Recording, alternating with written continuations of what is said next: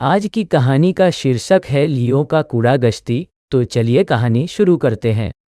Leo the lion को खेल के मैदान में दोपहर बिताना बहुत पसंद था। यह उसकी हंसी से दहाड़ने की जगह थी। वह रेत पर अपने दोस्तों को दौड़ाता और गद्दीदार चढ़ाई पर अपने शक्तिशाली उछाल का अभ्यास करता था। लेकिन हाल ही में लियो की चंचल भावना कम हो गई थी।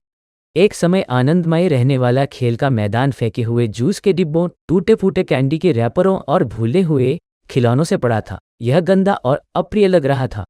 एक दिन जब लियो उदास होकर झूलते हुए झूले पर बैठा था, उसके पिता जंगल के बुद्धिमान बूढ़े राजा ने अपने बेटे पर ध्यान दिया। तुम्हें क्या परेशानी है लियो? उन्होंने पूछा। लियो ने बिखरे कूड़े की ओर अपना पंजा दिखाया। खेल का मैदान गंदा है पिताजी, उसने धीमी आवाज में समझाया। अब यहाँ खेलने में मजा नहीं आता। राजा ने चारों ओर देखा और आह भरी। तुम सही कह रहे हो लियो, उसने धीरे से कहा। किसी को इसका ध्यान रखना होगा। तभी उसकी आंखों में एक विचार चमक उठा। लेकिन खेल के मैदान की देखभाल उस व्यक्ति से बेहतर कौन कर सकता है जो इसका सबसे अधिक आनंद लेता है?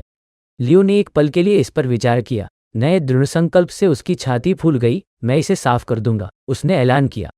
हर दिन स्कूल के बाद लियो एक बड़ा मजबूत बैग लेता और सावधानीपूर्वक कूड़े को इकट्ठा करता। पहले तो उसके दोस्तों को ये अजीब लगा। वे उसे लियो द लिटिल लायन कहकर हंसते और चिढ़ाते थे। लेकिन लियो दृढ़ रहा।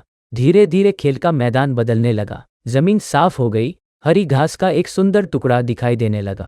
दोपहर की धूप में स्लाइड और झूले चमक रहे थे और हवा ताज़ी और साफ महसूस हो रही थी। यहाँ तक कि पक्षी भी अधिक प्रसन्नता से चहचहाने लगे।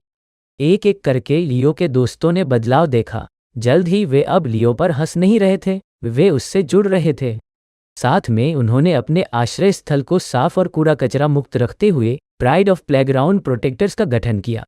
उनके अच्छे कार्यों की खबरें दूर दूर तक फैल गईं। जल्द ही पूरा पशु समुदाय प्रेरित हो गया।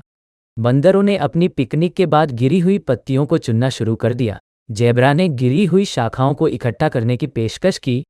और यहाँ तक कि शरारती लकड़बग्घों ने भी अपने पसंदीदा पानी के छेद को साफ करने का फैसला किया।